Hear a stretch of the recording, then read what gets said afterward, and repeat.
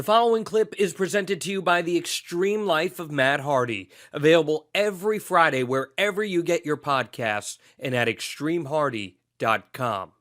So I guess I'll ask you. I would assume that you were at that Monday Night Raw the night before. You were probably headed to Houston for SmackDown. What can you tell us about when you found out what was transpiring? Yeah, we had an appearance. So the company actually paid for our rental car for this loop. So we'd work Friday, Saturday, Sunday.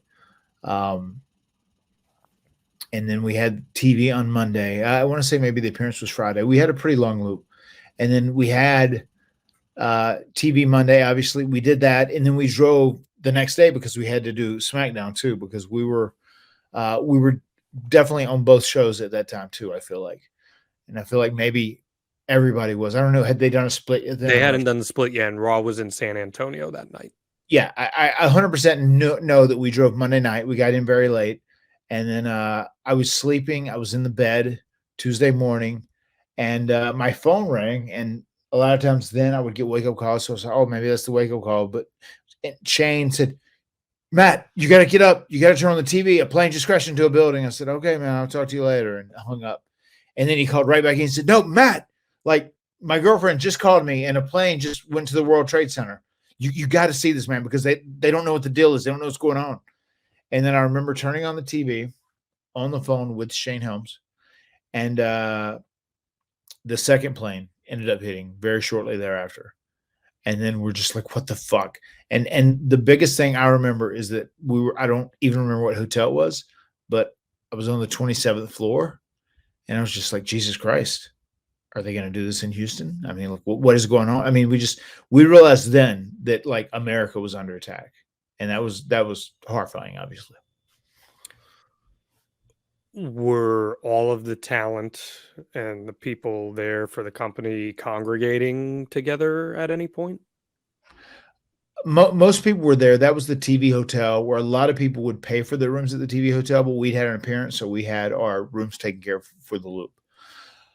So, and also a rental car that was paid for too, which that'll play into the story later.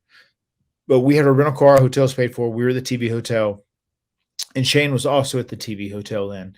And I remember we were waiting, like, what is going to happen, because we have SmackDown. Like, and this was, it's happened at 9, 10 o'clock is when the planes hit the building, right? Yeah, in the morning. Yep.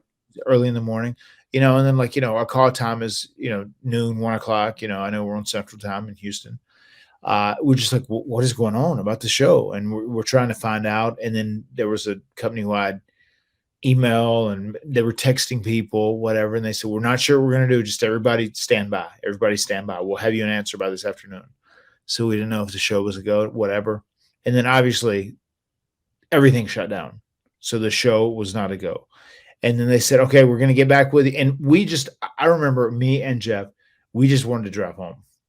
I just wanted to get home and be with my dad, be with my family, like, because we didn't know. Of course. And everybody was like that. Shane was like, nobody knew what was happening or what was coming. And just for clarification, just for everyone listening, he's referring to Shane Helms, not Shane McMahon. Just for everyone listening, for context there. Yes, this is Shane Helms. Maybe I'll even say Hurricane going forward. But everybody wanted to go home. Hurricane wanted to go home. I wanted to go home. Jeff wanted to go home. Everybody just wanted to get home at this point.